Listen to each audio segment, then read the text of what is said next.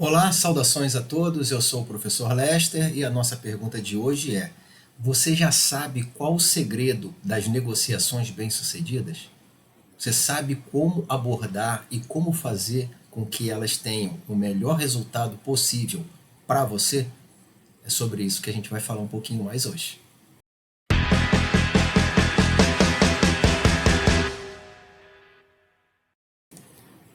Olá, sejam todos muito bem-vindos a mais esse capítulo da nossa jornada do conhecimento, da gestão e do empreendedorismo.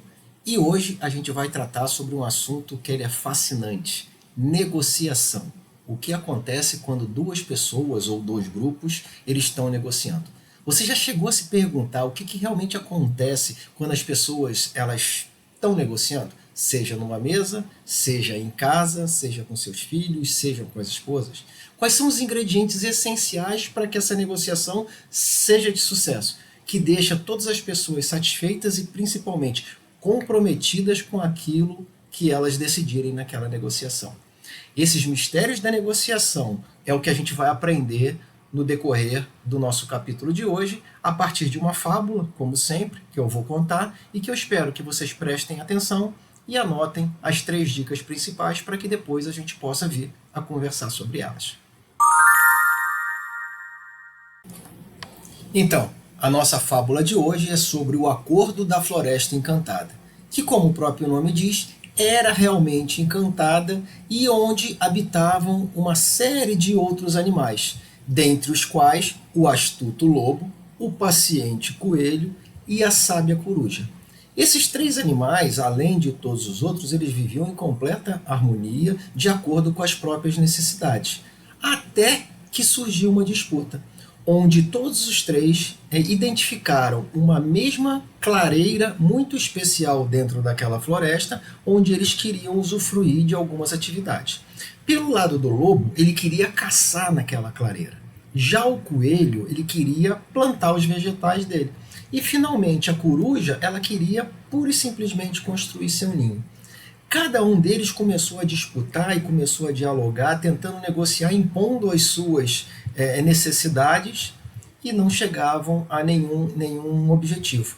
Principalmente só causava frustração e infelicidade em cada um dos 3 animais. Até que um esquilo, que era extremamente observador, resolveu chamar os 3 para conversar. E falou assim: vem cá, amigos, o que a gente precisa é não tentar impor aos demais as nossas posições, o que a gente quer fazer, mas sim manifestar os nossos interesses e ver se esses interesses dentro dessa negociação eles podem ser complementares de alguma forma. Nesse meio tempo, o lobo teve a oportunidade de esclarecer que não queria caçar o tempo todo, mas que poderia fazer a defesa daquela clareira. Pelo seu lado, o coelho também falou: eu quero plantar, mas eu não preciso plantar na clareira inteira, eu posso plantar aos arredores, tornando aquele solo um pouco mais fértil. E por fim, a coruja, que queria construir seu ninho, falou: ok, eu não preciso construir meu ninho indisponibilizando a clareira, eu posso construir umas árvores próximas. E essa discussão, essa colocação de interesses e flexibilidade de cada um dos animais levou a uma solução que atendia todo mundo. Ou seja, o lobo caçaria durante parte do dia e no resto do período ele faria a defesa daquela clareira. O coelho, por sua vez, plantaria os vegetais e manteria aquele solo fértil, fazendo com que a floresta pudesse frutificar. E, finalmente, a coruja não tinha necessidade de fazer seu ninho ali no centro, fez numa árvore próxima, o que também foi conveniente para todos eles. A partir daí, todos eles tiveram exatamente aquilo que era importante para cada um deles. E mais do que isso, fizeram com que a floresta encantada pudesse florescer ainda mais, pudesse evoluir ainda mais. E por incrível que pareça, criaram entre eles, que antes estavam numa disputa meio que litigiosa, criaram um relacionamento, criaram uma amizade e uma relação duradoura que perdurou dali em diante.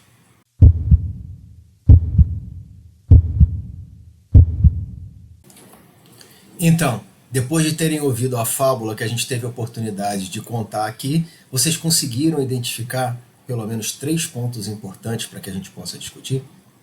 Bom, vamos lá. O primeiro deles é negociar com base nos interesses e não nas posições. O que eu quero dizer com isso? Cada um tem seus interesses, além de ter uma posição bem definida. Essa posição bem definida, ela é algo mais rígido, enquanto o interesse ele é algo mais amplo. Você pode atender aos seus interesses abrindo mão de parte da sua posição, na medida em que você entende o que o outro precisa e que essas demandas, ou seja, esses interesses, eles podem ser complementares, eles podem ser sinérgicos e eles podem se complementar para poder chegar num relacionamento final. Ou seja, a gente tem que entender todos os interesses subjacentes de todas as partes que estão envolvidas ali, negociando com base nos interesses. Isso é possível. Então essa é a primeira dica. A segunda dica, que é fundamental, é que negociação não é competição. A gente não está ali numa mesa de negociação ou numa sala, ou seja onde for, competindo com o outro tentando ganhar mais. Uma negociação bem feita é aquela que tanto eu quanto o outro ganham. Todo mundo tem que sair feliz, todo mundo tem que ganhar alguma coisa, porque senão até o comprometimento daquela outra pessoa que eventualmente sair perdendo, ela não vai executar aquilo que a gente combinar. Então, tenhamos em mente, negociar não é competir, não é tratando de vencer ou perder, mas de alcançar realmente as soluções que possam beneficiar todo mundo. Esse é o segundo ponto. E, finalmente, como terceiro ponto importante que eu queria trazer para cada um de vocês, é que o objetivo da negociação é criar relações que elas realmente sejam duradouras e lucrativas. E isso só vai acontecer na medida em que cada um se sentir respeitado e reconhecido pelo outro nos seus objetivos, nos seus interesses. Por quê? Porque a partir daí cria essa relação de amizade, essa relação de participação conjunta para criar essas negociações e conseguir todo mundo crescer ao mesmo tempo, todo mundo conseguir os seus objetivos e lucro em relação àquela negociação que abordou e atingiu interesses mútuos e não de uma parte em relação à outra. Então, depois de tudo isso que eu falei, das 3 dicas que a gente teve a oportunidade de trazer, vocês concordaram? Vocês acharam alguma que eu não tenha falado? Por favor, comenta aqui embaixo e deixa a sua opinião, seja concordando, seja complementando essa informação que a gente trouxe. Por quê? Porque é muito importante a gente construir esse conhecimento junto e conseguir dar acesso a todas as pessoas que nos seguem a conhecimento de qualidade. Eu prometo a cada um de vocês que eu vou não só ler, como eu vou analisar, responder e agradecer a cada um dos comentários que vocês deixarem. E já aproveita, não só curta, mas também se inscreva nesse canal, para que vocês possam estar tendo acesso a novas fábulas, aos novos episódios que a gente vai disponibilizar em breve. Tá ok? Então, até aqui foi tudo muito rapidinho, como eu prometi, sempre abaixo de 10 minutos. Se você não assistiu ainda a algum dos episódios que a gente disponibilizou, por favor, volta lá, assiste, comenta, complementa e curte, caso você tenha gostado. Caso você já tenha comentado, complementado e compartilhado todos os episódios anteriores, aguarde os próximos. Logo, logo a gente vai estar liberando mais um desses episódios. Você não perde por esperar, a gente está preparando realmente material de qualidade com conhecimento denso para que todos nós possamos crescer juntos. Tá ok? Vocês são fundamentais para o crescimento desse canal. E é por isso que eu sempre peço para que vocês estejam junto com a gente, participando e complementando. Só tenho a agradecer, um forte abraço e até a próxima.